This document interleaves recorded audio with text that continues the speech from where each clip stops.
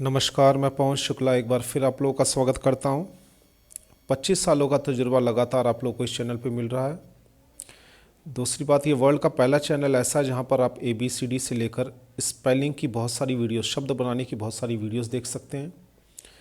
आप बाकी वीडियोस जाके देखें, चेक करें उन्हें, काफ़ी सारी वीडियोस बना रखी हैं। स्पोकन इंग्लिश, रिटन इंग्लिश और ट्रांसलेशन में क्या फ़र्क है और फ्लुएंट इंग्लिश बोलने के क्या फॉर्मूलेज हैं, सब वर्ल्ड नंबर 1 टेक्निक्स आपको दी जा रही हैं, जो कि आपको किसी और यूट्यूब चैनल पर जाने की ज़रूरत नहीं पड़ेगी। ये मेरा प्रॉमिस है आपसे। तो आज उसके लिए आपको ये सारी वीडियोस देखनी होगी। चैनल को सब्सक्राइब करिए, हमसे जुड़िए और शेयर भी करिए इसको, ताकि ज़्यादा से ज़्यादा लोगों को भला हो सके। आज हम बात करेंगे बेसिक लेवल इंग्लिश में, रिटन इंग्लिश की बात मैं कर रहा हूँ, जिसमें हम ट्रांसलेशन की हेल्प लेंगे। ये पूरा कोर्स मैं आपको एक सीरीज़ में देने वाला हूँ। अगर आप ये वीडियो देख रहे हैं तो इसके साथ आपको बेसिक लेवल इंग्लिश का पूरा कोर्स आपको जो है 2-2 पार्ट में दूंगा मैं। जी हाँ, ये वीडियो थोड़े बड़े ज़रूर होंगे, लेकिन अगर आपने ये वीडियोस देख लिए सारे, ये सीरीज़ देख ली सारी आपने, तो ये बेसिक लेवल की इंग्लिश आपकी सारी इसमें कवर हो जाएगी 95%, क्योंकि ये बहुत बड़ा लेवल है। ज़्यादातर लोग टेंस से ही इंग्लिश को शुरू करना चाहते हैं, सबसे बड़ी समस्या ये हो जाती है। तो टेंस के बाद एक्टिव, पैसिव, नरेशन, मोडाल्स ये करते हैं और फिर धीरे धीरे उनका कोर्स ख़त्म होने को होता है, लेकिन उन्हें ये आइडिया नहीं होता कि मैं अभी सीख पाया हूँ, नहीं सीख पाया हूँ। तो उनके लिए ये चैनल बहुत काम का है।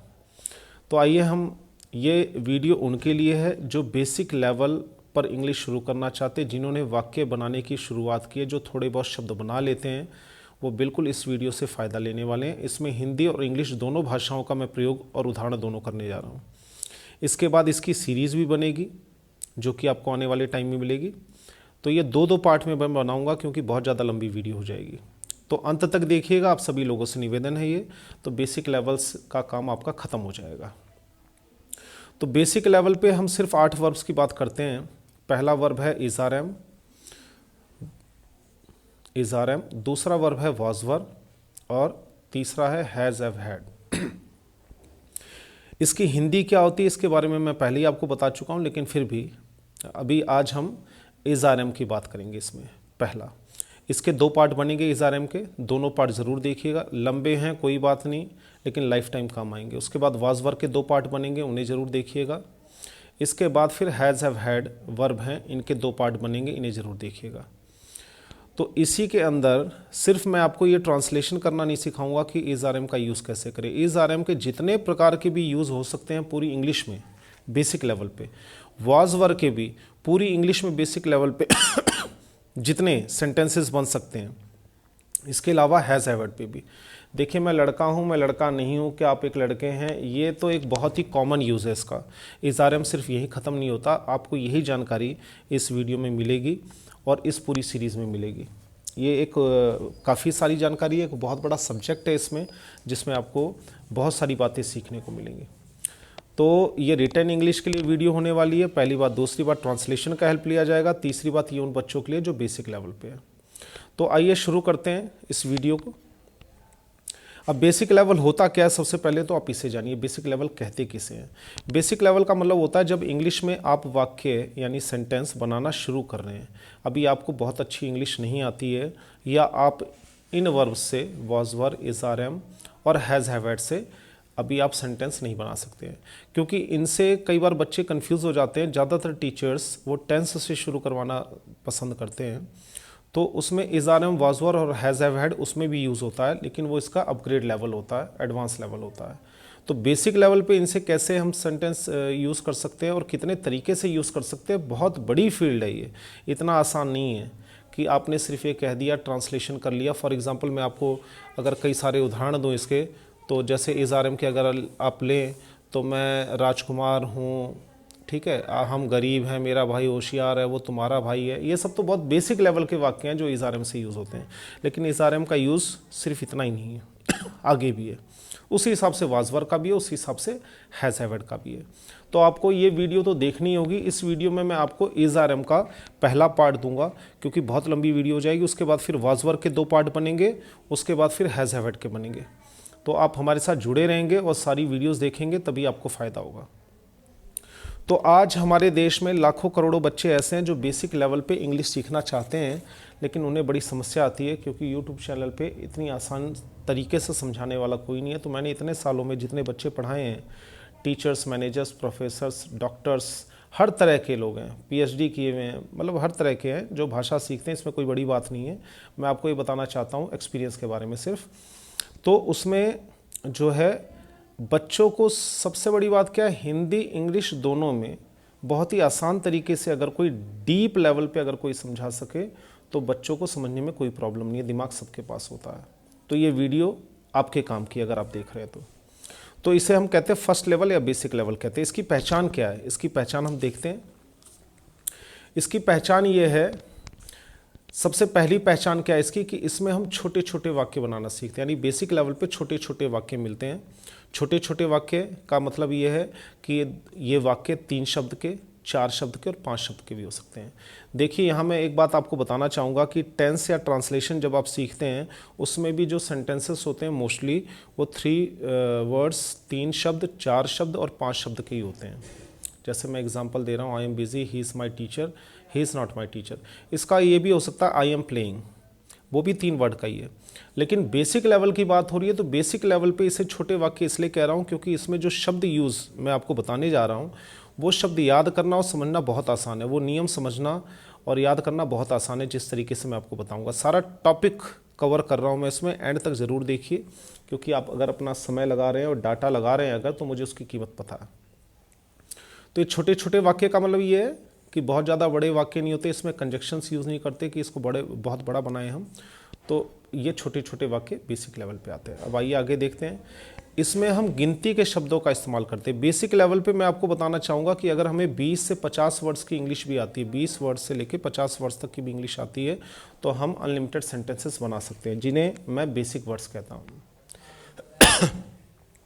तो ये गिनती के इतने ही है। अब ये अंदाज़ा लगाइए आप कि सिर्फ 20 से 50 तक अगर शब्द जानते हैं और आप बेसिक लेवल पे सेंटेंस बनाने लग जाते हैं जबकि आपकी इंग्लिश कमज़ोर है, तो आप इसी से अंदाज़ा लगा लीजिए कि आपको कितना फ़ायदा इससे होने वाला है। जैसा कि मैं आपको शुरू से बता रहा हूँ, इसके आपको दोनों पार्ट्स देखने हैं। अगर ज़रूरत पड़ी तो मैं 3 पार्ट बना दूंगा। 3 पार्ट में फिर आपको किसी बुक की, किसी यूट्यूब पर आपको जाने की ज़रूरत नहीं पड़ेगी, समय और पैसा बर्बाद करने की ज़रूरत नहीं पड़ेगी। तो ध्यान से देखिए, लास्ट तक देखिए। चौथी बात है, इसमें हम 4 प्रकार के वाक्य कौन से होते हैं और उनको बनाने का नियम क्या होता है, ये चीज़ें जानते। यानी कि सिंपल, नेगेटिव, इंट्रोगेटिव, 3 तरह के वाक्य तो आप हर जगह सीखते हैं। चौथे तरीके का वाक्य जो होता है WH इंट्रोगेटिव, इसे नहीं करवाया जाता क्योंकि ये टीचर करवाते नहीं है बच्चा, क्योंकि इसमें कंफ्यूज होता है, ज़्यादा टाइम लेता है, बच्चा बोर भी होने लग जाता है। लेकिन मैं आपको चारों तरह के वाक्य इसमें बताऊंगा। सिंपल क्या है, नेगेटिव क्या है, इंट्रोगेटिव क्या है, और WH इंट्रोगेटिव, इंट्रोगेटिव मतलब सवाल क्या होते हैं। इससे जुड़े मैंने काफ़ी सारे वीडियोज़ डाल रखे हैं, लेकिन वो अलग अलग खासियत के हैं, अलग अलग टॉपिक्स पे हैं। तो आप उसमें भी जाकर इन चीज़ों को देख सकते हैं कि ये जो वर्ड्स मैंने यूज़ किए हैं, सिंपल, नेगेटिव, इंट्रोगेटिव और WH इंट्रोगेटिव किसे कहते हैं और 4 तरह के वाक्य क्या होते हैं, कैसे नियम होते हैं, वो सारी वीडियोस आपको मिल जाएंगी। तो आइए हम शुरू करते हैं, आगे बढ़ते हैं। तो ये बेसिक लेवल पे हमने क्या सीखा है, छोटे छोटे वाक्य होते हैं। इसमें मतलब बड़े बड़े शब्द यूज़ नहीं होते, बहुत ज़्यादा बड़े सेंटेंस नहीं होते कि कॉम्प्लेक्स सेंटेंस हो, कठिन हो। ठीक है, इसमें आपको 3 शब्द, 4 शब्द और 5 शब्द, क्योंकि ट्रांसलेशन अगर आप टेंस सीख रहे हैं तो उसमें भी 3, 4 और 5 शब्द के ही होते हैं, लेकिन उसमें कई बार सेंटेंसेस बहुत लंबे हो जाते हैं ना चाहते हुए भी। लेकिन इसमें ऐसा नहीं है, इसमें आपको 3, 4, 5 के अंदर लगभग सारे सेंटेंसेस हो जाते हैं। एक हाउ मैनी और एक हाउ मच के जो सेंटेंस होते हैं उनको छोड़कर। तो अगली वीडियो में आप देखेंगे उसमें 6 या 7 वर्ड्स होते हैं, लेकिन वो फिक्स वर्ड होते हैं, तो कोई प्रॉब्लम नहीं आएगी। आप बस वीडियो देखते रहिए, लास्ट तक देखिए, आपको सारा समझ में आएगा।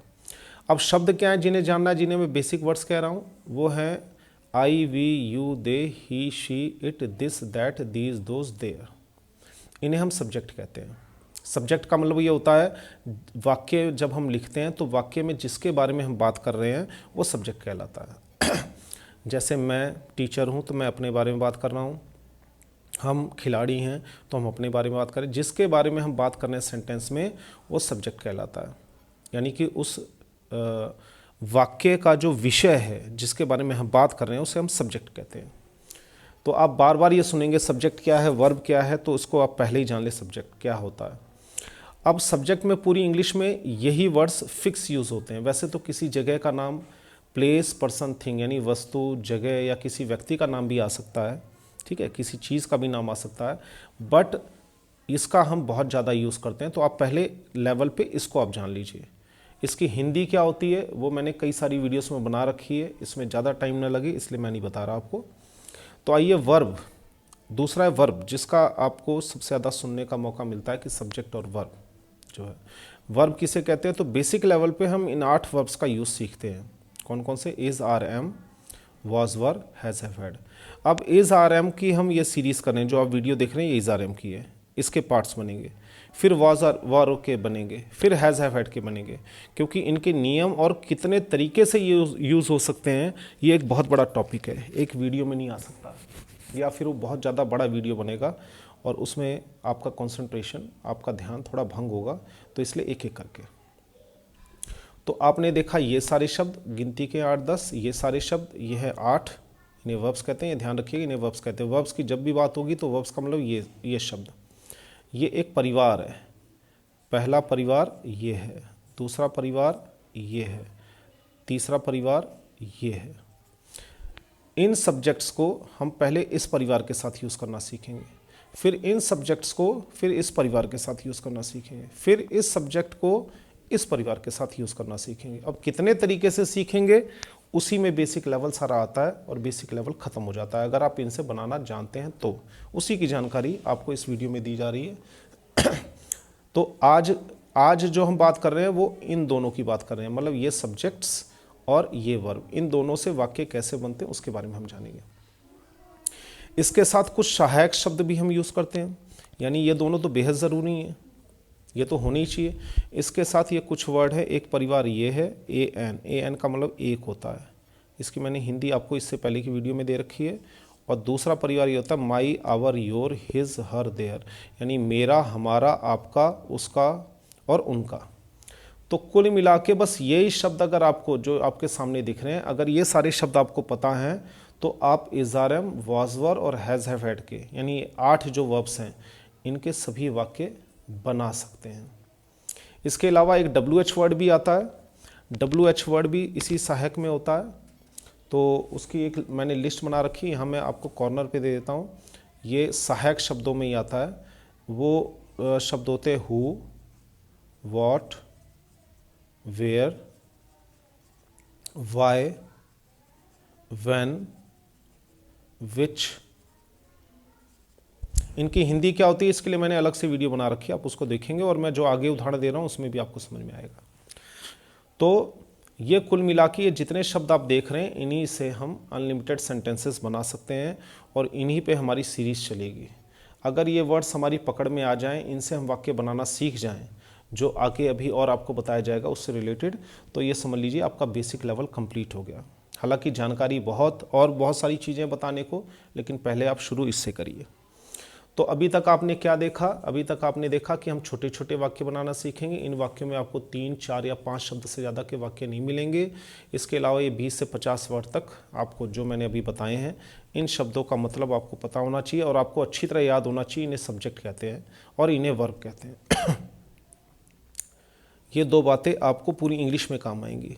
सब्जेक्ट और वर्ब बेसिक लेवल पे भी काम आता है, टेंस लेवल पे भी काम आता है और पूरी इंग्लिश में काम आता है। कोई भी भाषा हो वहाँ पर हर जगह ये काम आता है। तो सब्जेक्ट अगर कोई आपसे कहे तो आप तुरंत इन शब्दों के बारे में आपको पता होना चाहिए। इसके अलावा किसी जगह का नाम यानी प्लेस, पर्सन, थिंग, उनके बारे में या तो बात हो रही होगी। जैसे दिल्ली एक अच्छी जगह है तो दिल्ली भी सब्जेक्ट है। ये पेन अच्छा है तो पेन सब्जेक्ट है, ठीक है। और वस्तु है, ये घड़ी है तो वस्तु की बात हो रही है तो वो भी। तो सब्जेक्ट का मतलब ये हो गया जिसके बारे में हम बात कर रहे हैं। और वर्ब जब भी आपसे कोई कहे बेसिक लेवल पे वर्ब, तो ये रहे 8 वर्ब आपके दिमाग में हमेशा होनी चाहिए, बार बार याद करने की जरूरत ना पड़े। इसलिए इसमें से जो अच्छी चीज़ें लग रही हैं उसे नियम वाली कॉपी में, एक अलग कॉपी में आप उतार लीजिए, क्योंकि ये शब्द बार बार आते हैं। अगर ये जितनी बार आपको ध्यान नहीं रहेंगे उतना ज़्यादा आपका टाइम लगेगा, चाहे आप 10 साल लगा दो सीखने में, और चाहे आप इन बातों को अभी सीख लें, एक जगह लिख लें, इनके बारे में जान लें, तो आपके लिए आसानी हो जाएगी। ये आपके ऊपर है। तो सब्जेक्ट, वर्ब और ये सहायक शब्द, ये सारे याद रखने हैं आपको। आइए आगे बढ़ते हैं। अब पहला टॉपिक हम इज आर एम का ले रहे हैं, तो उसी के बारे में मैं आपको बता रहा हूँ। तो इज आर एम से जो है कैसे हम वाक्य बनाएंगे उसके बारे में मैं आपको बता रहा हूँ। तो अभी मैंने आपको जो बताए थे कि 4 तरीके के वाक्य होते हैं, तो उसकी मैं लिस्ट दे रहा हूँ आपको कि अब ये जो सब्जेक्ट है आप देख रहे हैं ना, I we you they he she it this that, अभी आपको मैंने दिखाया था, ये इज आर एम से कैसे यूज़ होते हैं उनके बारे में जानिए। तो हम ये देख रहे हैं कि इज आर एम किस सब्जेक्ट के साथ इस्तेमाल होता है, इज किसके साथ होता है, आर किसके साथ होता है, एम किसके साथ यूज़ होता है। तो ये लिस्ट आप बना सकते हैं और लिख सकते हैं कि आई सिंपल में, सिंपल मतलब जब हम कुछ बताते हैं उसे हम सिंपल सेंटेंस कहते हैं। तो आई के साथ एम यूज़ होगा, वी यू दे के साथ आर यूज़ होगा, या आप याद कर लो या प्रैक्टिस कर लो, याद करना पड़ेगा ये आपको। ही शी इट दिस दैट या कोई भी सिंगुलर एक वचन हो तो उसके साथ इज यूज़ होता है। तो आपने देख लिया, वही सब्जेक्ट मैंने शब्द लिए जो मैंने अभी आपको पीछे बताया था, I we you they he she it this that, और उसी के साथ मैंने आपको इज आर एम का यूज़ हम सीख रहे हैं तो उन्हीं तीनों का यूज़ किया। अब इनके जोड़े बन गए, देखिए इनके जोड़े, कौन सा शब्द किसके साथ जोड़े बनाता है ये ज़रूरी है। इन 2 शब्दों के बाद जब आप सिंपल सेंटेंस लिख रहे हो तो इन 2 शब्दों का जोड़ा इसमें कोई गलत नहीं होना चाहिए, यानी कि ही के साथ आप इज़ के बजाय आर लिख देंगे तो गलत हो जाएगा, क्योंकि इसमें जो जिसके साथ है उसी के साथ आपको यूज़ करना होगा, इन्हें याद करना होगा आपको, ठीक है। अब इन 2 शब्दों को जब आपने सीख लिया तो वाक्य बनाने के लिए ये 2 शब्द की जरूरत और पड़ेगी, ये 2 जो सहायक है, ए और एन। ए और एन दोनों का मतलब एक होता है। ये काफ़ी डिटेल्ड वीडियोस की मैंने एक बना रखी है। ए जो है कॉन्सोनेंट के साथ लगता है और एन वॉवल के साथ। एन उन शब्दों के साथ लगता है जो ए ई आई ओ यू ध्वनि के साथ, स्पेलिंग के साथ नहीं, यह ध्यान रखिए, जिसकी ध्वनि निकलती हो ए ई आई ओ यू से, उनके साथ ये वर्ड यूज़ होते हैं, ठीक है। ये ध्वनि के हिसाब से चलता है। इसकी मैंने एक वीडियो बना रखी है, आप उसे देख सकते हैं चैनल पे। तो जब ये 2 शब्द आपने जोड़ने सीख लिए हैं उसके बाद आपको सेंटेंस बढ़ाने के लिए ए एन का, जैसे दिस इज़ ए पेन, ठीक है, this is an apple, apple A से शुरू होता है तो एन लग गया। तो इंग्लिश में थोड़ा सा ये विवाद है कि ए और एन, क्योंकि हिंदी में तो हम एक लगा देते हैं, यह एक पेन है, यह एक टीचर है, कोई भी हो तो एक लगाते हैं, लेकिन इंग्लिश में एक के लिए 2 शब्द हैं, ए और एन। तो ये कहाँ कहाँ लगाते हैं इसका नियम है। तो उसके बाद फिर my our your his her, ये भी मैंने आपको पीछे दिए हैं शब्द, ये आपको याद होगा। ये अगर आप देखें तो ये इसमें ये सारे सहायक शब्द मैंने दे रखे हैं, शब्द वही हैं। इज आर एम की बात हो रही है तो इनका जोड़ा मैंने इसके साथ बना दिया है। इनमें से कौन से सब्जेक्ट इज के साथ, कौन से सब्जेक्ट आर के साथ, कौन से सब्जेक्ट एम के साथ यूज़ होते हैं ये मैंने आपको अभी बताया। और इसके साथ अगर आपको सेंटेंस बढ़ाना हो तो ये दोनों शब्द आपको हमेशा काम आएंगे, ठीक है जी।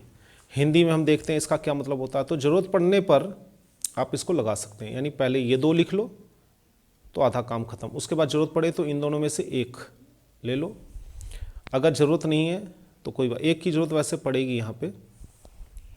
अब आइए आगे बढ़ते हैं। हिंदी में इसका क्या मतलब होता है। हिंदी में होता है मैं के साथ हूँ लगता है, आप हम वे या बहुवचन के साथ हैं या हो लगता है। हिंदी में वह यह के साथ है लगता है। तो जैसे मैं और इसका जोड़ा है, इन दोनों का जोड़ा है कि वह और यह के साथ है लग रहा है, आप हम वे के साथ हैं, लास्ट में हैं आता है या हो आता है। मैं के साथ हमेशा लास्ट में हूँ आता है अगर हूँ की बात चल रही है तो इसी तरह बीच में बाकी शब्द आते हैं। मैं टीचर हूँ, मैं डॉक्टर हूँ, ठीक है, वह एक टीचर है, ठीक है, आप एक टीचर हैं, या वे खिलाड़ी हैं। तो देख रहे हैं हिंदी का तो तरीका ये है, इसमें ये शुरू में आता है, इसमें लास्ट में, लेकिन इंग्लिश में ये दोनों साथ में आते हैं। हिंदी में देखिए ये शुरू में है, ये लास्ट में है, लेकिन इंग्लिश में ये दोनों साथ में आते हैं। तो ये सीखने वाली बात है, क्योंकि इंग्लिश में शब्दों का क्रम यही होता है, ठीक है। तो ये था सिंपल का नियम। यहाँ वीडियो थोड़ी देर रोक के आप बना सकते हैं, देख सकते हैं, कॉपी में उतार सकते हैं इसे। आइए अब आगे बढ़ते हैं। अब हम नेगेटिव सेंटेंस के बारे में सीखेंगे, क्योंकि आम बोलचाल भाषा में या लिखने में या पढ़ने में या बोलने में ये 4 प्रकार के वाक्य हर भाषा में पाए जाते हैं। हम या तो कुछ बताते हैं या तो कुछ मना करते हैं। तो पहले कुछ बताने वाला सिंपल कहलाता है, वो हमने कर लिया।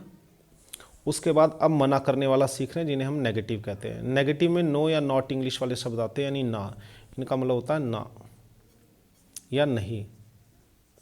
तो इंग्लिश में हम नो या नॉट यूज़ करते हैं। अब नो या नॉट वाले वाक्यों में शब्दों का क्रम क्या होगा, ये देखिए। तो इसमें आप देख रहे हैं जो ऊपर आपने सीखा है, ये चीज़ें जो आपने सीखी हैं, सेम वही मैंने नीचे यहाँ पर बना दी हैं। यानी I am, you we, they, these, those, are, फिर ही, शी, इट, दिस के दस। पर ये जो नॉट है ये तीसरे नंबर पे लगा दिया मैंने। यानी कि पहला शब्द, ऐसे वाक्य आएंगे, पहला शब्द ये लिखिए, फिर दूसरा ये लिखिए, फिर तीसरा ये लिखिए, फिर चाहे जो लिखिए। ठीक है। तीसरे के बाद अगर आपको ज़रूरत पड़ती है तो फिर वही बात कि ए और एन या माई, आवर, योर, हिज, हर, इनकी ज़रूरत पड़ती है तो उस हिसाब से इनका इस्तेमाल कीजिए। अगर ज़रूरत पड़ती है तो इनका इस्तेमाल कीजिए। तो नॉट तीसरे नंबर पे। अब हिंदी में कोई वाक्य मिल गया तो सबसे पहले अगर नेगेटिव मिला है नहीं वाले, तो सबसे पहले तो इनमें से कोई एक शब्द आएगा, फिर इनके हिसाब से इज़ारम में से कोई एक आएगा, उसका नियम मैंने बता दिया कि इसके साथ क्या आएगा। फिर तीसरे नंबर में नॉट सभी में आएगा, जैसे I am not, you are not, we are not, they are not, these are not, those are not, he is not, she is not, it is not, this is not, ऐसे। अब ये 3 शब्द हो गए ना, 1 2 3, 1 2 3, 1 2 3, तो ऐसे। इसमें 2 थे, क्योंकि नॉट नहीं है तो सबसे पहले आप ये लिखेंगे, फिर उसके बाद आप ये लिखेंगे 2, फिर उसके बाद तीसरा या चौथा शब्द ज़रूरत पड़ने पे ये हो सकता है, ये भी हो सकता है। तो ये सीखने की बात है। तो अगर ज़रूरत हो, ये 2 तो पक्के हैं, तीसरे चौथे में से आपके पास ऑप्शन है ज़रूरत पड़ने पे। ऐसे ही इस भाषा में 1 2 3 पक्के हैं, उसके बाद फिर ये आपको ज़रूरत के हिसाब से। तो ये नेगेटिव वाले का रूल है, ये आपने देखा। अब हिंदी में क्या होता है, हिंदी में देखिए नहीं जो है आप देख रहे हैं कहाँ आ रहा है, इसको आप देखिए, नहीं लास्ट में आ रहा है। नहीं हूँ, नहीं है, हो, नहीं है। जैसे मैं टीचर नहीं हूँ, आप टीचर नहीं हैं या आप टीचर नहीं हो, हम खिलाड़ी नहीं हैं, हम व्यस्त नहीं हैं, हम भूखे नहीं हैं। देख रहे हैं आप।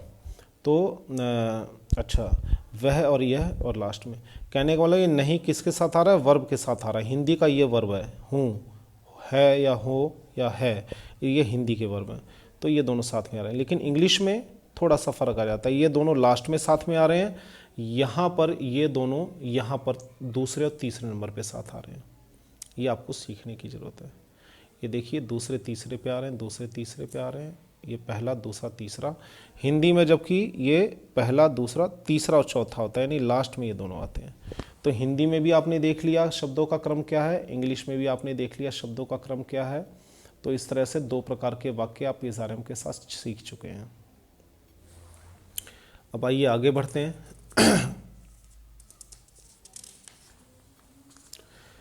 इसके बाद जो है हम सीखेंगे इज़ारम से सवाल कैसे किए जाएं।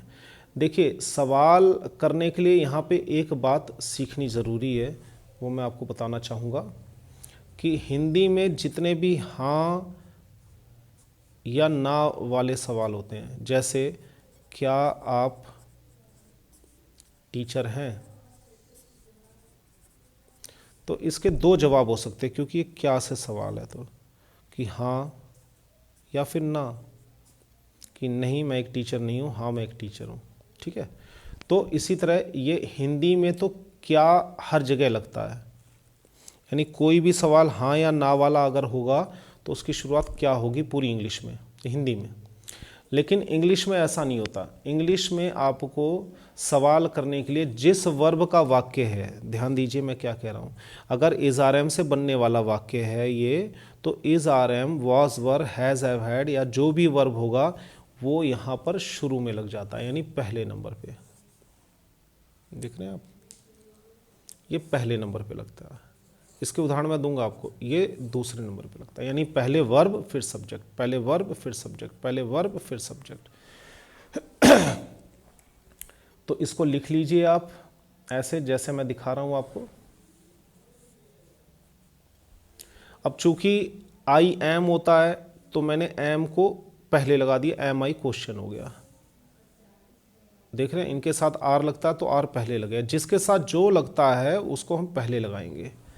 ये जिनकी अभी इंग्लिश वीक है, जिनको इंग्लिश आती है उनके लिए तो ये आसान है, लेकिन जिनको इंग्लिश नहीं आती है उनके लिए काफ़ी टफ बात है ये। तो ये चीज़ शुरू में थोड़ी मुश्किल लगेगी, लेकिन प्रैक्टिस करेंगे तो आसान हो जाएगा। अब ये तीसरा और चौथा शब्द अगर आप इस्तेमाल करना चाहें तो इनके साथ सपोर्टिंग वर्ड ये रहे हैं।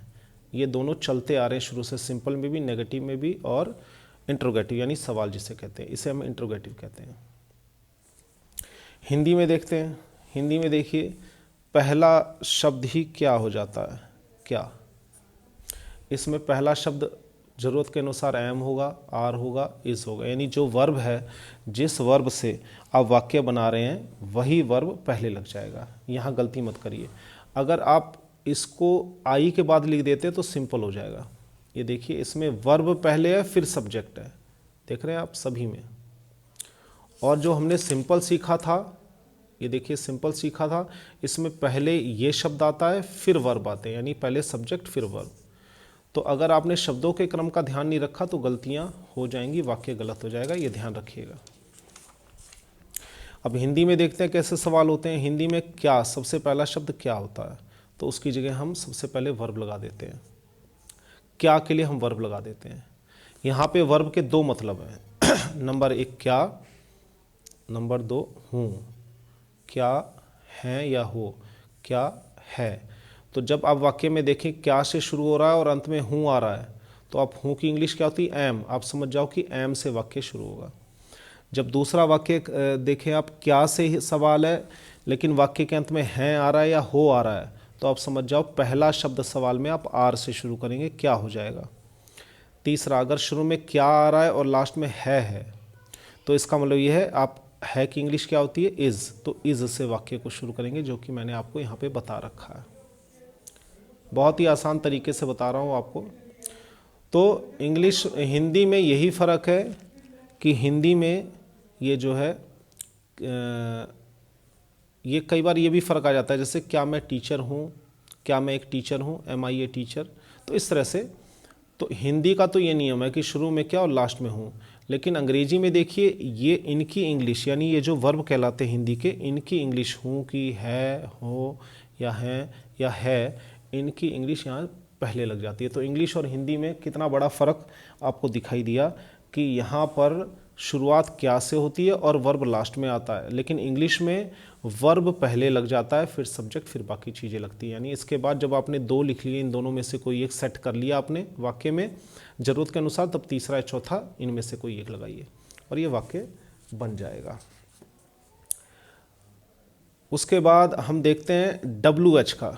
WH का क्या होता है, जैसे हु, वॉट, ये चौथा वाक्य है, वेयर, वाई और व्हेन।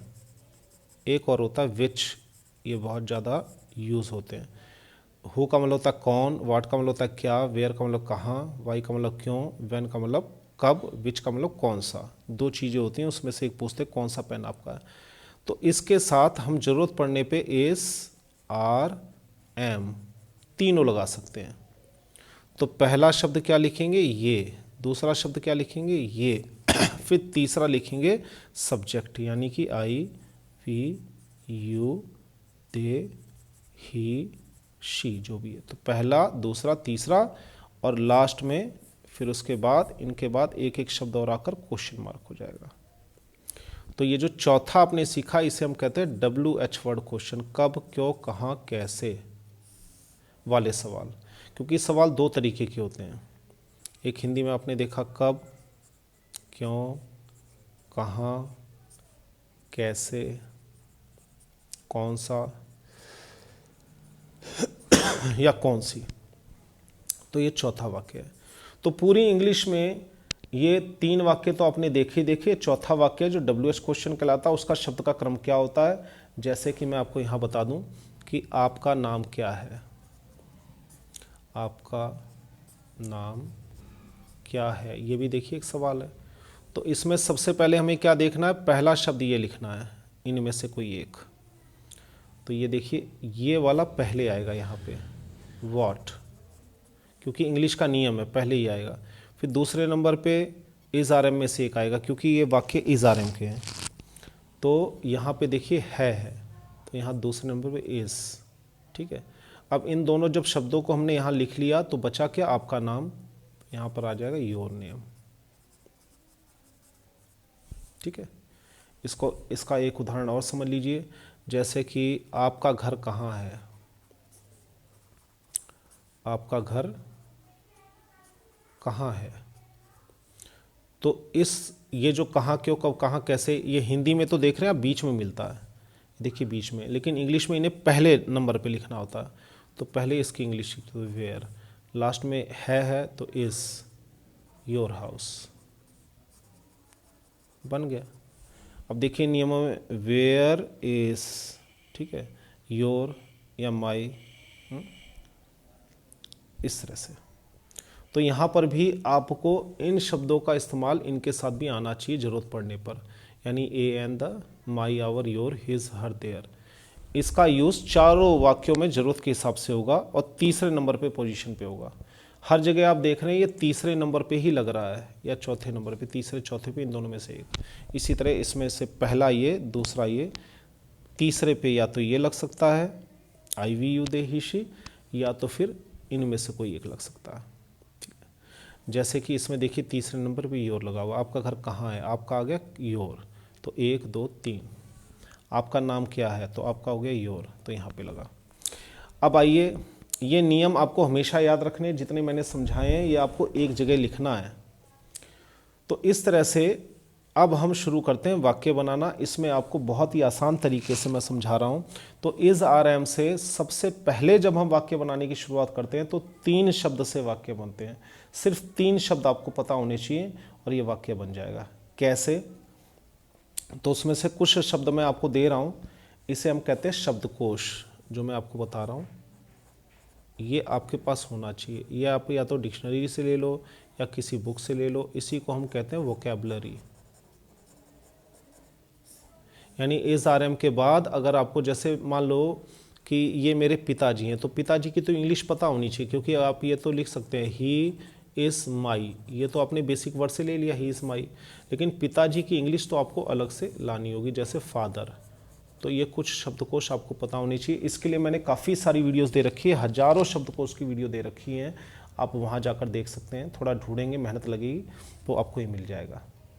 जितने भी है प्रोफेशन से रिलेटेड हैं, लंबाई, ऊंचाई, पर्सनालिटी, कमाई, परिवार के बारे में, उनका क्या प्रोफेशन है, क्या नौकरी है, ये सारे शब्द इज़, आर, एम के साथ लगते हैं। तो उसके लिए मैंने एक अलग वीडियो बना रखी है, उसको आप देख सकते हैं।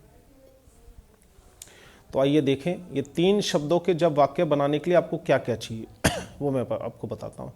सबसे पहले तो ये इज़, आर, एम की बात चल रही है तो इज़, आर, एम होना चाहिए। दूसरी बात, सब्जेक्ट होने चाहिए सारे। सब्जेक्ट आपको याद है ना, I, we, you, they, he, she, it, ये होने चाहिए, और इज़, आर, एम। इन दोनों शब्दों के मेल से ही ये सारे सेंटेंस बनेंगे 3 शब्दों के। इसमें बाकी और कोई शब्द यूज़ ही नहीं होगा। तो इसमें कौन कौन से शब्द मैं यूज़ करने जा रहा हूँ, देखिए। ब्रेव, साहसी को कहते हैं, वह साहसी है। इंटेलिजेंट, बुद्धिमान। रिच, अमीर। पुअर, गरीब। बैड मतलब बुरा। इसके अलावा कुछ शब्द और हैं जिनका मैं इस्तेमाल यहाँ करूँगा। हंग्री, HUNGRY, हंग्री मीन्स भूखा। टायर्ड, TIRD, टायर्ड मीन्स थका हुआ। बिजी, व्यस्त। सैड, दुखी। हैप्पी, खुश। गिल्टी, दोषी, ठीक है, या अपराधी। फैट, मोटा। थिन, पतला। लेजी, सुस्त। टॉल, लंबा। ये सारे वर्ड किसी न किसी के मूड के बारे में बता रहे हैं कि वो गुस्से में तो नहीं है, थका हुआ तो नहीं है, ठीक है, सुस्त तो नहीं है, यानी कुछ खासियत बता रहे हैं, कुछ कमियां बता रहे हैं। ऐसे शब्द आपके पास जितने होंगे, जिसमें से कुछ तो मैंने ये छांट के लिख दिए हैं, उतने ज़्यादा आप ऐसे वाक्य बना पाएंगे। दूसरी खासियत है इन शब्दों की कि इन शब्दों को ये शब्द एक वचन और बहुवचन दोनों में आते हैं। जैसे आई एम बिजी, मैं बिजी हूँ। वी आर बिजी, हम व्यस्त हैं। तो देखा आपने, बहुवचन सब्जेक्ट के साथ भी बिजी यूज़ हो गया और एक वचन के साथ भी ये वर्ड यूज़ हो गया। ये छोटी छोटी बातें जो मैं आपको बीच में बता रहा हूँ, ये आपको याद रखनी है, नहीं तो आप कई सालों तक इंग्लिश सीखते रह जाएंगे, आपको परेशानी हो जाएगी। तो क्या बताया मैंने कि ये 3 शब्द के वाक्य हैं। सब्जेक्ट और इज़, आर, एम से बनाऊंगा और मैं इन शब्दों का इस्तेमाल कर रहा हूँ, और ये लिस्ट मैंने आपको दी है इन शब्दों का, ठीक है। ये शब्द एक वचन और बहुवचन दोनों सब्जेक्ट के साथ आते हैं, ठीक है। इसके साथ एस या ES नहीं लगेगा आपको कि इसको एक वचन बनाना है या बहुवचन बनाना है, ये एज इट इज़ यूज़ होंगे। तो आइए आगे बढ़ते हैं, इन्हें हम शब्दकोश कहते हैं। तो आइए देखिए, हिंदी में मैं कुछ वाक्य बताऊं, ये भी 3 शब्द के हैं। जैसे मैं भूखा हूँ, मैं थका हूँ, वह व्यस्त है या बिजी है, वह दुखी है, वह खुश है, वह जिम्मेदार है, वह मोटा है, वह पतला है, वह लंबा है, वह सुस्त है। किसी आदमी की बात हो रही है, वह का मतलब ये हो गया। ये देख रहे हैं आप, 3 शब्दों के ही वाक्य हिंदी में जो आप इस्तेमाल करते हैं। इसकी इंग्लिश भी 3 शब्दों में ही है। जरा देखें, मैं भूखा हूँ, आई एम हंग्री। अब मैंने क्या किया है, आई एम हंग्री क्यों लिखा? क्योंकि ये सिंपल सेंटेंस है, आप ध्यान दीजिए। सिंपल में पहले मैंने सब्जेक्ट लिखा हर जगह, आई, ही, वी, ही, शी, इस तरह से। दूसरे नंबर पे वर्ब आता है सिंपल में, इज, आर, एम, ये आपको दिखाई देंगे दूसरे नंबर पे, देख रहे हो। तीसरे नंबर पे ये शब्दकोश आते हैं। मैं क्या हूँ, भूखा हूँ, मैं क्या हूँ, थका हूँ, मैं, वह क्या है, बिजी है, वह क्या है, उदास है, वह कैसा है, वह खुश है। तो उसके लिए मैंने ये शब्दकोश यूज़ किए जो आप देख रहे हैं। तो आइए देखिए, मैं थका हूँ, आई एम, मैं भूखा हूँ, आई एम हंग्री, मैं थका हूँ, आई एम टायर्ड, वह बिज़ी है, ही इज़ बिज़ी, वह दुखी है, ही इज़ सैड, वह खुश है, ही इज़ हैप्पी, वह जिम्मेदार है, जिम्मेदार को रिस्पॉन्सिबल कहते हैं, ही इज़ रिस्पॉन्सिबल, वह मोटा है, ही इज़ फैट, वह पतला है, ही इज़ थिन, वह लंबा है, ही इज़ टॉल, वह सुस्त है, ही इज़ लेज़ी। अब इसमें आप कंफ्यूज ये नहीं होना है आपको देखिए, ये कंफ्यूज आपको बिल्कुल नहीं होना, जैसे कि मैं भूखा हूँ। अब मान लीजिए यहाँ पे लिखा हुआ है मैं भूखा हूँ, आप ये गलती मत करिएगा, आई, इसकी इंग्लिश आई बना दी, भूखा का बना दिया हंगरी, और एम का, हूँ का आपको पता है, एम बना दिया। ये वाक्य गलत हो जाएगा। क्यों गलत हो जाएगा? आपने इंग्लिश तो ठीक लिखी है। ये पूरी इंग्लिश में मैं आपको बता रहा हूँ, ये जानकारी काम की है।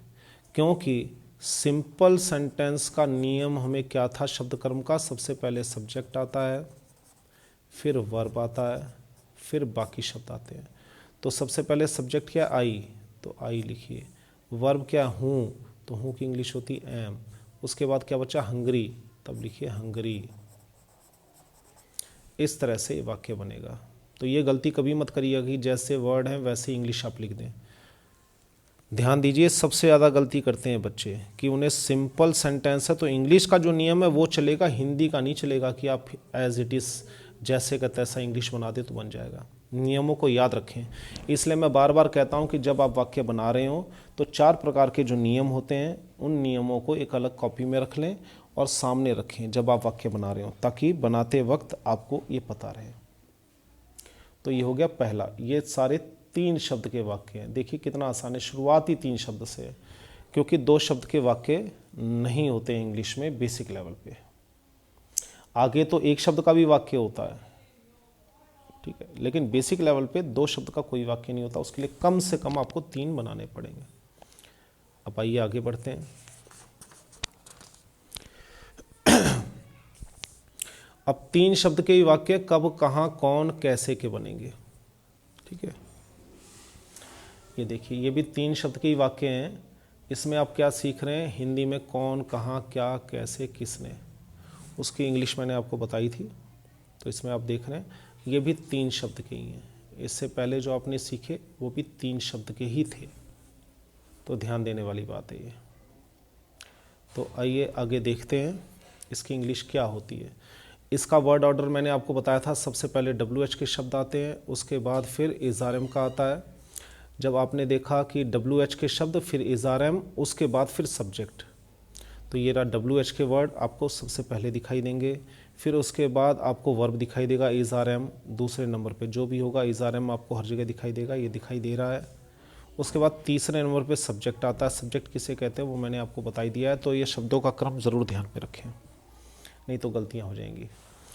तो वह कौन है, हु इज़ ही।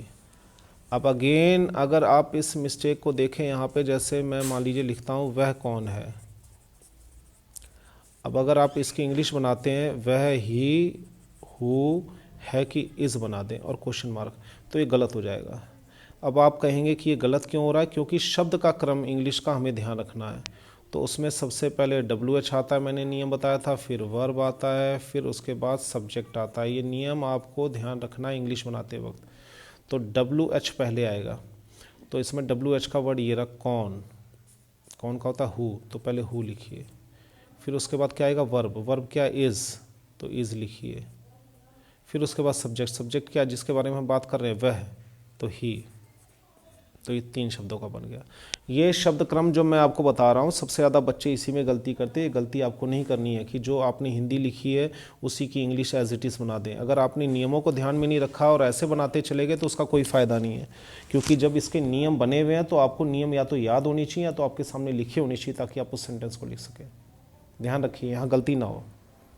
तो जब भी आप वाक्य बनाएं तो उसके नियम अपने सामने ज़रूर रखें, ताकि आपको पता चल जाए। सिंपल है तो उसके शब्दों का क्रम क्या है, नेगेटिव है तो उसके शब्दों का क्रम क्या है, इंटरोगेटिव है तो उसके शब्दों का क्रम क्या है, और WH के सवाल हैं कब क्यों कहाँ कैसे वाले, तो उसके नियम क्या है। ये ध्यान नहीं रखेंगे तो गलतियाँ होंगी। वह कौन है, हु इज़ ही। वह कहाँ है, वेयर इज़ ही। वह क्या है, व्हाट इज़ ही। वह किसके साथ है, किसके साथ का होगा विद होम, इंग्लिश। तो मैंने यहाँ लिख दिए। तारीख क्या, व्हाट इज़ डेट। महीना क्या है, व्हाट इज़ मंथ। दिन क्या है, व्हाट इज़ डे। आप कैसे हो, हाउ आर यू। तो ये आज तारीख क्या है। कई लोग आम बोलचाल भाषा में कहते हैं कि आज तारीख क्या है, आज महीना क्या है, ये महीना कौन सा है। अलग अलग तरीके से बात करते हैं, लेकिन ये मैंने आपको सहूलियत के लिए, ये मैंने सिंपल सेंटेंस बनाने के लिए 3 शब्दों के बना दिए मैंने। वे कहाँ हैं, वेयर आर दे। आप कौन है, हु आर यू। यह क्या है, व्हाट इज़ दिस। वह क्या है, व्हाट इज़ दैट। दिस और दैट का यूज़ कैसे होता है ये मैं आपको बताऊंगा आगे चल के। तो आगे बढ़ते हैं।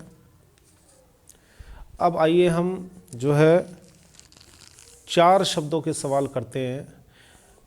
इस लेसन में ये सीखेंगे, जो भी आप देख रहे हैं इसमें हिंदी में तो 4 शब्द होंगे। ये देखिए सभी में 4 हैं,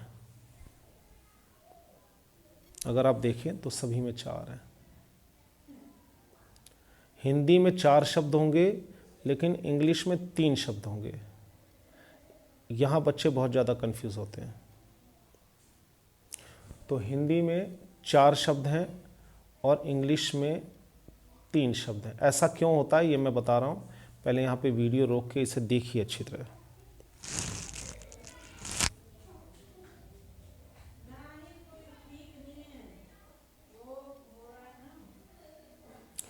उसके बाद ये देखिए रोक के कि हिंदी में 4 हैं और इंग्लिश में 3 हैं। अब ऐसा क्यों है ये वो मैं आपको बता दूं।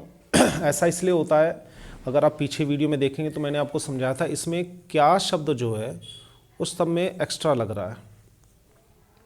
क्या क्या क्या क्या क्या सभी में एक्स्ट्रा लग रहा है। मैंने आपको बताया था कि हिंदी में जो ये क्या शब्द होते हैं इसी से सवाल किया जाता है। अगर इसको हटा दो तो ये भी 3 के ही हो जाएंगे।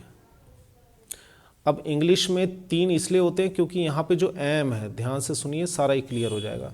एम है या इज़ है, इसके 2 मतलब होते हैं। एम का मतलब होता है क्या हूँ, तो 2 हिंदी हो गई। मैं भूखा बचा तो आई हंगरी हो गया। ध्यान से देखिए, पीछे मैंने याद होगा आपको बताया था कि क्या और हूँ का मैंने आपको बताया था वर्ड ऑर्डर।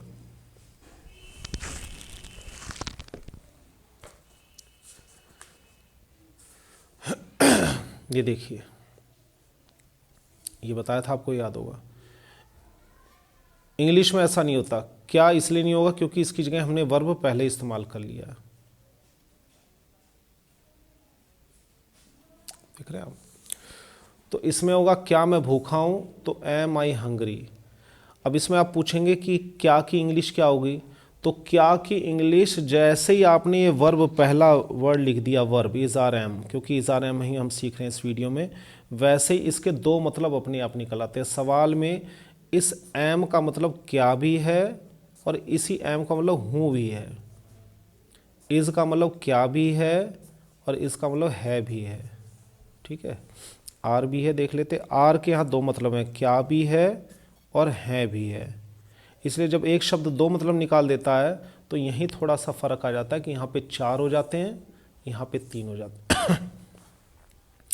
क्या एम से देखिए क्या और हूँ भी निकल रहा, तो क्या मैं भूखा हूँ। ठीक है, क्या मैं भूखा हूँ, एम आई हंग्री। क्या मैं थका हूँ, एम आई टायर्ड। क्या वह व्यस्त है, इज़ ही बिजी। क्या वह दुखी है, इज़ ही सैड। क्या वह खुश है, इज़ ही हैप्पी। क्या वह जिम्मेदार है, इज़ ही रिस्पॉन्सिबल। क्या वह मोटा है, इज़ ही फैट। क्या वह पतला, इज़ ही थिन। क्या वह लंबा है, इज़ ही टॉल, क्या वह सुस्त है, इज़ ही लेज़ी, क्या वह अमीर है, आर दे रिच, क्या हम गरीब हैं, आर वी पुअर, क्या वह साहसी है, इज़ ही ब्रेव।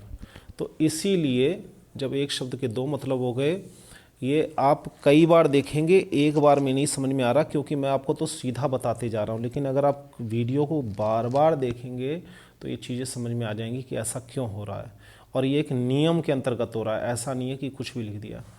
तो यहाँ पे ये वो शब्द थे जिसमें हिंदी में 4 और अंग्रेजी में 3। यहाँ पे वीडियो आप रोक के देख सकते हैं।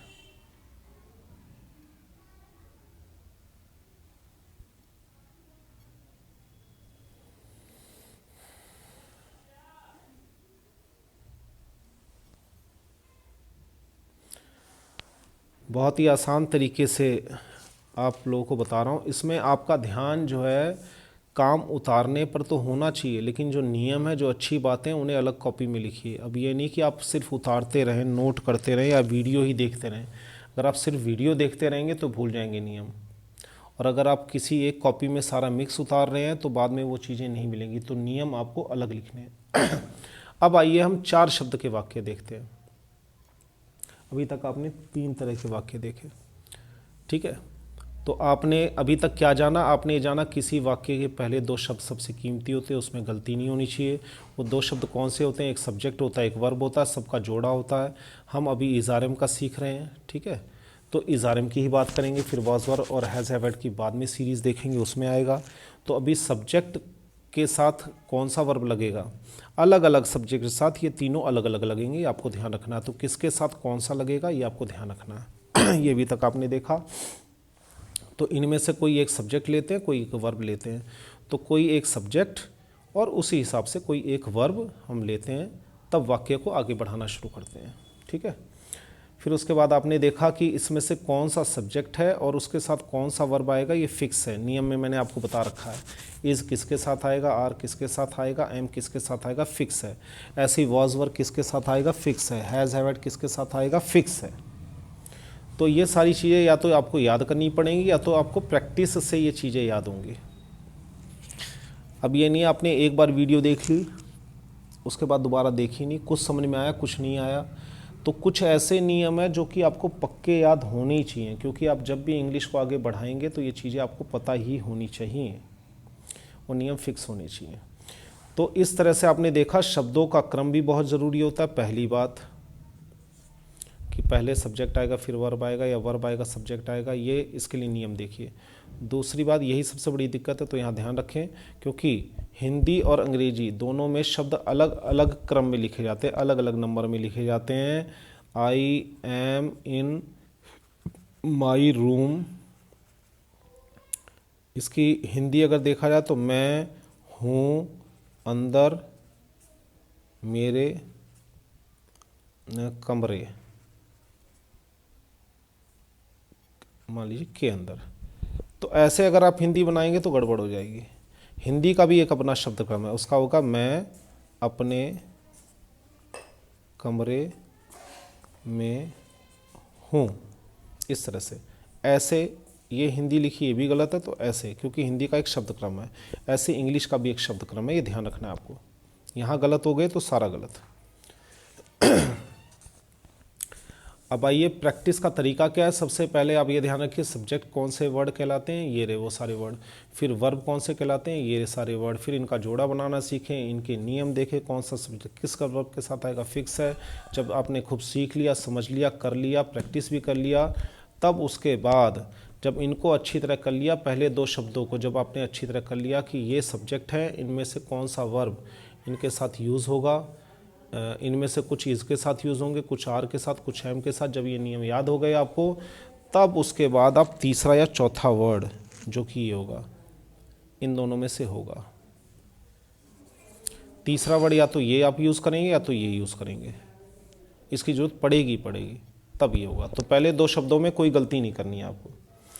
तो इनकी सभी की हिंदी यानी मतलब आपको याद करना होगा, और किसके साथ किस सब्जेक्ट के साथ कौन सा वर्ब आएगा, क्या शब्दों का क्रम होगा, मैं बार बार आपको याद दिला रहा हूँ, ये आपको याद रखना होगा। अब आइए आगे बढ़ते हैं। 4 शब्दों के वाक्य मैं बता रहा हूँ, इसमें आपको अब 4 शब्दों में इन दोनों का यूज़ मैंने आपको बताया था होगा, यानी ए एन या तो नो नॉट का होगा या तो my our your his her होगा। इसकी हिंदी ये दी हुई है। अब 4 शब्द के वाक्य बनाने या 5 के, तो आई एम ही इज़, इन सब के अलावा अब इन शब्दों की भी जरूरत पड़ेगी, या तो इसकी या तो इसकी या तो इनमें से एक, इनमें से एक की या तो इनमें से एक की या तो इनमें से एक की जरूरत हमें पड़ेगी ही पड़ेगी। तो इसकी हिंदी आपको पता होनी चाहिए। ठीक है, तो आइए अब देखते हैं कुछ एग्जाम्पल। अब ये देखिए 4 शब्दों के एग्जाम्पल है। मैं एक टीचर हूँ, 4 है, ये भी 4 है, तो ये 4 शब्द हो गए, जैसा कि टाइटल चल ही रहा है। मैं एक टीचर हूँ, आई एम ए टीचर, सबसे पहले सब्जेक्ट, फिर वर्ब, फिर तीसरे नंबर पे ये, फिर ये शब्दकोश कहे जाते हैं। ये बेसिक वर्ड में नहीं आते हैं, बेसिक वर्ड में तो ये आते हैं, दिस हिज, ये वो सारी जो बता रखे मैंने आपको। वह मेरा भाई है, सबसे पहले सब्जेक्ट, फिर वर्ब, फिर तीसरे नंबर पे। वह एक टीचर है, सबसे पहले सब्जेक्ट, इंग्लिश के हिसाब से चलिए 1 2 3। वह एक टेबल है, 1 2 3, तब चौथा। मोहन एक जादूगर है, 1 2 3, यानी सब्जेक्ट वर्ब, फिर इसके बाद। तो सब्जेक्ट वर्ब के बाद मैंने आपको बताया था कि हिंदी के हिसाब से आप कंफ्यूज मत होइए, आप इंग्लिश के नियम के हिसाब से चलिए। पहला वर्ड कौन सा, दूसरा कौन सा, तीसरा कौन सा। तो पहला दूसरा तो सब्जेक्ट वर्ब होगा, तीसरा और चौथा इनमें से कोई एक होगा। ये ध्यान रखना है आपको, लिख लीजिए इसे नियम वाली कॉपी में।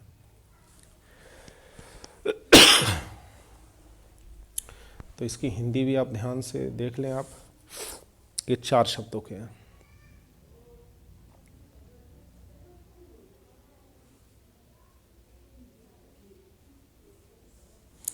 अब आइए आगे बढ़ते हैं। 4 शब्दों के कुछ और एग्जाम्पल आप देख रहे हैं।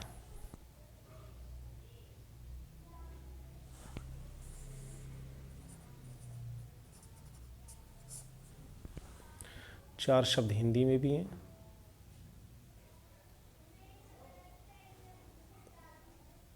और 4 शब्द इंग्लिश में भी हैं।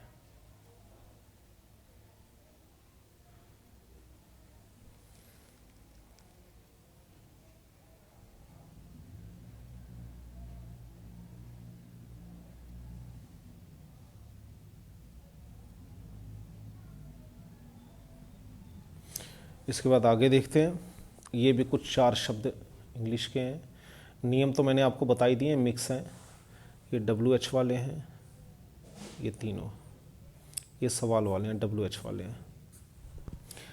इसमें वर्ड ऑर्डर वही है, देखिए, पहला, फिर वर्ब, फिर सब्जेक्ट, फिर ये, फिर ये, फिर ये, सभी में क्रम यही है। पहले WH, फिर वर्ब, फिर सब्जेक्ट, फिर ये चौथा, ये शब्दकोश है।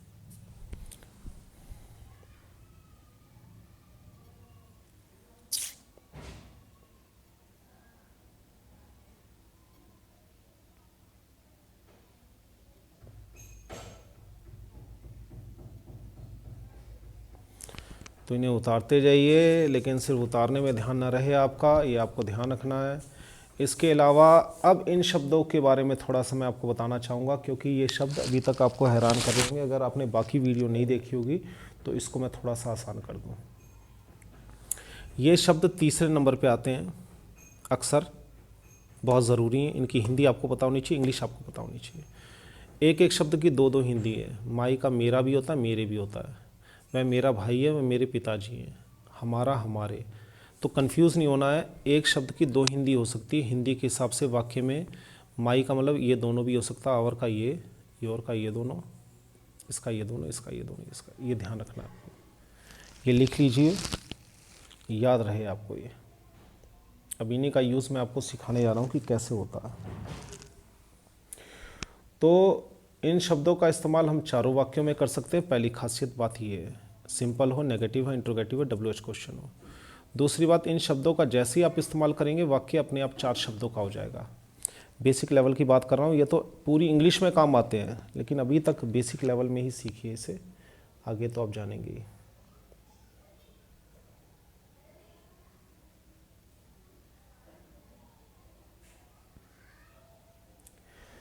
अब आइए इसका थोड़ा आसान कर दूं, बना बनाया आपको मैं दे देता हूं। यहाँ पे मैं कैमरा लगा देता हूं, थोड़ा होल्ड। इसको देखिए, ये 3 तरीके से हमारे पास काम आ रहे हैं। या तो इन शब्दों को, यानी ये जो शब्द आप देख रहे हैं ये 6 हैं कुल मिला के, आपको याद रखने हैं 6 हैं, यानी कि 1 2 3 4 5 और 6। ये पूरी इंग्लिश की जान है, ये बेसिक वर्ड्स हैं। जैसे हम एक मकान बनाते हैं तो उसमें जो है सीमेंट, ईंट और रेत, बदरपुर सारी चीज़ चाहिए। फिर चाहे आप उससे कोठी बनाओ, फ्लैट बनाओ, मकान बनाओ या कमरा बनाओ, किचन बनाओ, लेकिन वो बेसिक चीज़ें ज़रूरी हैं। ऐसे ये वाक्य कोई सा भी बनाओ, ये शब्द ज़रूरी हैं। तो ये शब्द किसके लिए? वस्तु, जगह और व्यक्ति, तीनों के लिए यूज़ होती हैं। मैंने ऊपर कर दिया है। इसमें से एक आध थोड़ा इधर उधर हो जाएगा, कोई बात नहीं, बाकी आप देखिए। सेम यही शब्द मैंने वस्तु के साथ लगा रखे। माई फ़ोन, मेरा फ़ोन, योर कार, आपकी कार, हिज कंप्यूटर, उसका कंप्यूटर, हिज पर्स, उसका पर्स, हिज पेन, उसका पेन, आवर कॉपीज़, हमारी कॉपियाँ, हर बैग, लड़की का किताब, उसका किताब, आवर हाउस, हमारा घर, योर फ्रेंड। तो इसमें से सिर्फ वस्तु का ले लो, ये मान लो नीचे के 1 2 हटा दो। उसके बाद हम देखते हैं जगह। माई हाउस, मेरा घर, ये जगह है सारा। हाउस, घर, school, coaching, room, college, shop, showroom, garden. उसके बाद आप देखेंगे व्यक्ति के, my brother, father, sister, teacher, boss, student, there friend, madam. तो ये शब्द मैंने आपको दिखाए कि तीनों चीज़ों के साथ यूज़ होते हैं, वस्तु, जगह और व्यक्ति के साथ।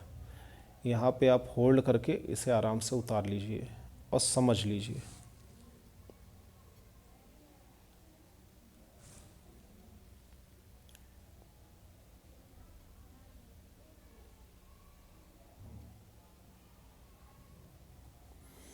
ये मैंने आपको बने बनाए दे दिए हैं ताकि आपको कुछ आइडिया हो जाए।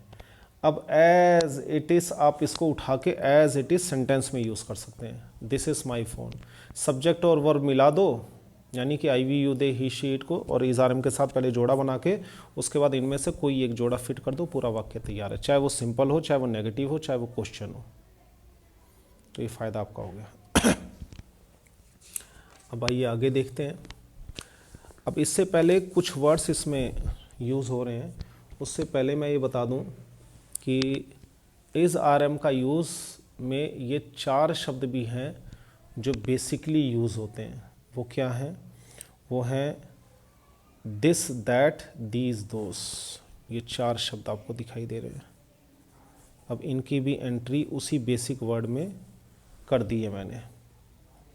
जैसे ए एन था, माई, आवर, योर, हिज, हर था, ऐसे इनका भी यूज़ सब्जेक्ट और वर्ब के साथ होता है।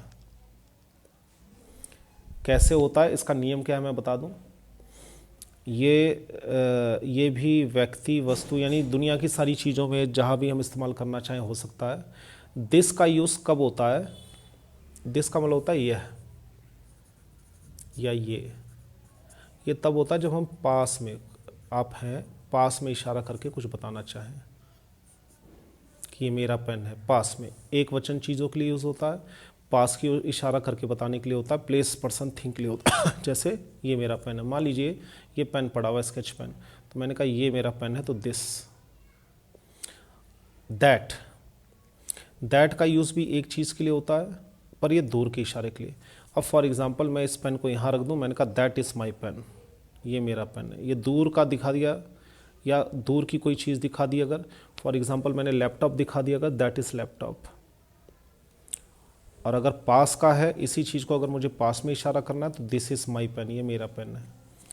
तो दैट का एक वचन एक चीज़ के लिए होता है, दूर की तरफ इशारा करने के लिए होता है। अब एक वचन के साथ इनका बहुवचन भी होगा। तो दिस का दीज बहुवचन होता है। दीज का मतलब होता है ये, जैसे ये किताबें मेरी है, ये मकान मेरे हैं, ये कार मेरी हैं, ये कॉपियाँ मेरी हैं, तो उसके लिए दीज वर्ड यूज़ होता है। इसमें बहुवचन यूज़ करेंगे, जैसे ये पास की ओर, ये वैसे ये भी पास के लिए। दोनों में फ़र्क ये एक वचन और एक बहुवचन, और इसकी हिंदी भी लिख दी है। उसी तरह दैट का बहुवचन दोज होता है। दोज का मतलब होता है वे किताबें जो दूर हैं लेकिन बहुवचन में है, एक से ज़्यादा हैं। वे किताबें मेरी हैं, वे कारें मेरी हैं, वे मकान मेरे हैं, ठीक है, वे मेरे दोस्त हैं, बहुवचन, दूर की तरफ इशारा करने के लिए। तो दैट दूर की तरफ, दोस्त भी दूर की तरफ। दैट एक चीज़ के लिए, दोज एक से ज़्यादा के लिए, बहुवचन के लिए, दूर की तरफ इशारा करने के लिए। तो ये 4 शब्द आपने सीखे, ये बेसिक लेवल पे बहुत ज़्यादा यूज़ होते हैं। तो जैसे जैसे इन शब्दों का यूज़ आप सीखेंगे वैसे वैसे वाक्य अपने आप लंबा होता जाएगा। यानी सब्जेक्ट और वर्ब के बाद ये शब्द बहुत ज़रूरी है। जब आपने सब्जेक्ट और वर्ब लिख लिए उसके बाद ए एन और फिर उसके बाद my, our, your, his, her, their, फिर उसके बाद ये 4 शब्द और जोड़ दिए मैंने, दिस, दैट, दिस और दोस। तो यह सब्जेक्ट और वर्ब के बाद इनसे अनगिनत वाक्य बनेंगे। इनकी हिंदी आपको याद होनी चाहिए। कुछ एग्जाम्पल दे देता हूँ इसके मैं, क्योंकि अभी उदाहरण में आने वाले हैं तो इसकी जानकारी मैंने पहले दे दी आपको। यह एक पेन है, पास में, दिस इज़ ए पेन। यह एक कॉपी है, दिस इज़ ए कॉपी। वो मेरा पेन है, दूर की तरफ, दैट इज़ माई पेन, दूर की तरफ इशारा करके। ये मेरा पेन है, पास की तरफ, दिस इज़ माई पेन। ये मेरे पेन्स हैं, यानी कलमे हैं, these are my pens. Pens आएगा, एस बहुवचन बनाता है, इंग्लिश में ध्यान रखना। इंग्लिश में बॉय एक, बॉयस एस लगा दो बहुवचन, पेन एक, पेन्स कई सारे पेन, एस लगा देते। ये कलम है, हैं बहुवचन, दीज आर पेन्स। वे कलम है, दोज आर पेन्स। तो पास और दूर के लिए और एक वचन और बहुवचन के हिसाब से आप इनका यूज़ कर सकते हैं। पास की चीज़ के लिए एक वचन या बहुवचन के लिए दिस और दीस यूज़ करेंगे, ये एक वचन, ये बहुवचन, जैसी ज़रूरत हो। दूर की चीज़ के लिए दैट और दोस, एक वचन बहुवचन।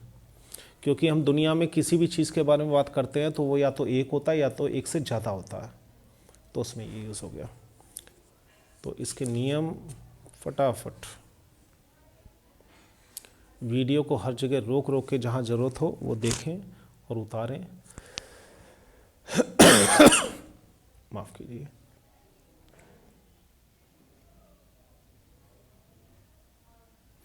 वीडियो को रोक रोक के देखेंगे तो ये सारे एग्जाम्पल्स आपको बहुत आसानी से समझ में आएंगे। लिखते रहिए, रोक दीजिए, लिख लीजिए, आगे बढ़िए।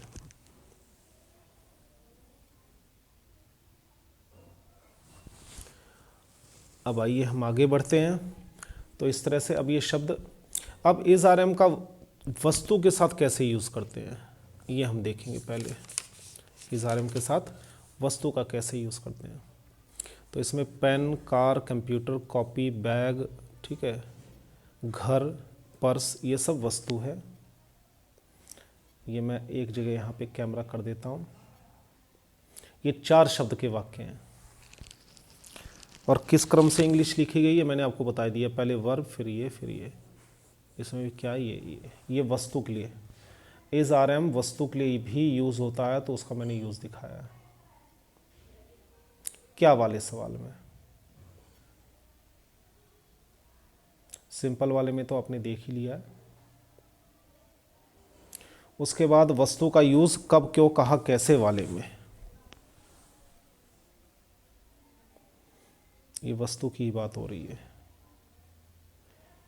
एक आध बीच में मैंने जगह की भी लिख दी है, कोई बात नहीं, ज़्यादातर वस्तुएं आप उन्हें देखिए। थिंग, थिंग का मतलब वस्तु।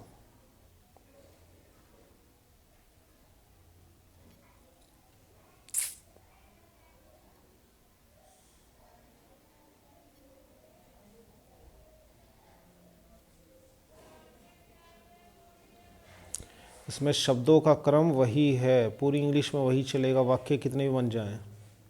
WH वर्ब, सब्जेक्ट, उसके बाद बाकी चीज़ें, इस तरह से WH फिर बाकी। इसमें भी ध्यान रखना है, वर्ब फिर उसके बाद ये शब्द, फिर ये वर्ब, फिर सब्जेक्ट, वर्ब फिर सब्जेक्ट, इस तरह से। आगे चलते हैं। अब इज़ आर एम का यूज़ प्रश्न है, लेकिन ये पर्सन के बारे में, यानी हम व्यक्ति की बात कर रहे हैं। मैं आपको अलग अलग करके दिखा रहा हूँ ताकि आपको बहुत आसानी से समझ में आ जाए कि इज़ आर एम का यूज़ हम वस्तु, जगह और लोगों के बारे में बात करने के लिए करते हैं।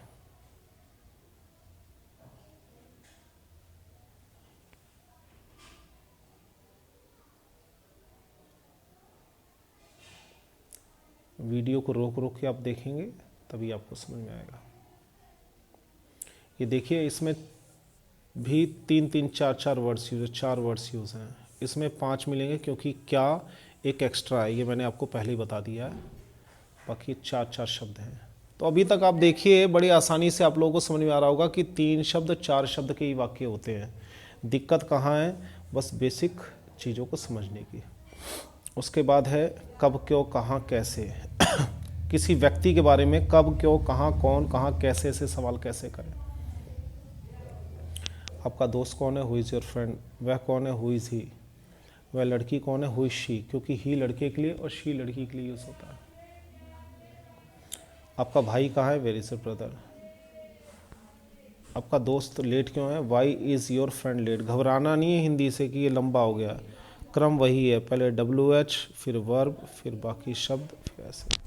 आपका नाम क्या है? What is your name. ये एक उदाहरण और ये सवाल तो बचपन से आप सुन रहे हैं, इसी से देख लीजिए। WH फिर वर्ब फिर आगे जिस सब्जेक्ट की हम बात करते हैं वो। आपका बॉस कौन है? Who is your boss. तो यहाँ पे भी वीडियो को रोक के इसका एग्जाम्पल देख लें आप। तो अब इतने तरीके से तो आप बड़े आराम से जो है, अब कुछ जगह के बारे में बात कर लें। प्लेस का मतलब जगह। आप क्योंकि वस्तु, जगह, व्यक्ति के बारे में बहुत ज़्यादा हमें ज़रूरत पड़ती है, तो इज़ आर एम में कैसे यूज़ करें, ये पूरा वीडियो इज़ आर एम के बारे में ही है, ध्यान रखना है आपको।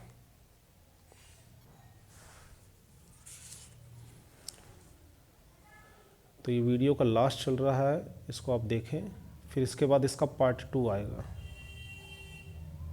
पार्ट 2 में हम यूज़ सीखेंगे इट का यूज़ कैसे होगा। अभी मैं बता देता हूँ आपको।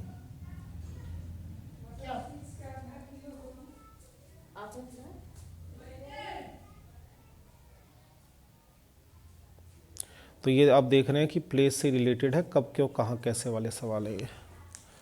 हिंदी में देखिए कहाँ, ये WH वर्ड कहलाते हैं सवाल। और ये पहला वर्ड देखिए, उसमें बीच में है, इसमें शुरू में है। ऐसा क्यों है? फिर वही नियम। तो नियम ध्यान रखने आपको, शब्दों का क्रम ध्यान रखना है आपको।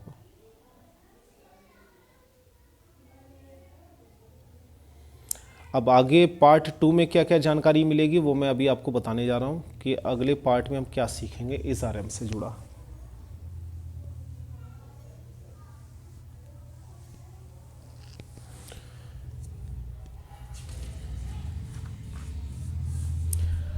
अगले पार्ट 2 में आपको ध्यान देना है। पार्ट 2 जो इसका बनेगा वो भी इज़ आर एम का ही होगा। इसे हम वर्ब कहते हैं, ध्यान रखना है आपको। उसमें हम सीखेंगे इट के साथ, देयर के साथ यूज़ कैसे करते हैं, और हाउ मैनी और हाउ मच। बड़े इंपॉर्टेंट सेंटेंस है, इनके बहुत सारे यूज़ हैं। तो इन सभी का यूज़ इज़ आर एम के साथ कैसे करें, ये अगर इतना जान लिया तो इंग्लिश में इज़ आर एम पे बेसिक लेवल पे आपकी 100% पकड़ हो जाएगी। तो पार्ट 2 ज़रूर देखिए, चैनल को सब्सक्राइब कीजिए, नहीं किया है तो शेयर भी कीजिए उन ज़रूरतमंदों को, ताकि आज ज़्यादा से ज़्यादा लोग हमारे से जुड़ रहे हैं वो जुड़े, पढ़ें और इसका लाभ लें। 25 सालों का जो तजुर्बा है वो आप लोगों को लगातार दिया जा रहा है। इसके अलावा एक इसका पार्ट 3 भी आएगा, वो कोई नहीं करवाता, वो मैं आपको करवाऊंगा पार्ट 3 में। उसमें हम सीखेंगे अफ्रेड ऑफ, डबल वर्ड को कैसे यूज़ करते हैं। अफ्रेड ऑफ, ये सेंटेंस बता, I am afraid of snakes, मैं सांपों से डरता हूँ। तो ये कौन से, ये डबल वाक्य होते हैं। तो ये कितने हैं डबल, ये मैं आपको बताऊंगा, और इज़ आर एम के साथ कैसे यूज़ होते हैं ये मैं आपको बताऊंगा। वो बड़ी वीडियो बनेगी, तो अभी इसके कम से कम 2 पार्ट्स और आएंगे बड़े बड़े।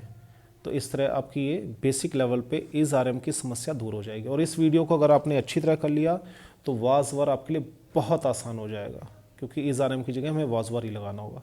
फिर हम हैज़, हैव, हैड सीखेंगे आगे चल के। तो मैं उम्मीद करता हूँ कि आप लोग की वीडियो बहुत पसंद आई होगी। अब जिस तरीके से मुझे आता है उस तरीके से मैं आप लोग को दे रहा हूँ, नॉलेज अच्छी है, ठीक है। अब कैमरा और वीडियो ये बनाने का मेरा अपना तरीका है, तो आप इसे देखिए, समझिए और इसका फ़ायदा लीजिए। मिलते हैं आपसे अगली वीडियो में। बहुत बहुत धन्यवाद आपका।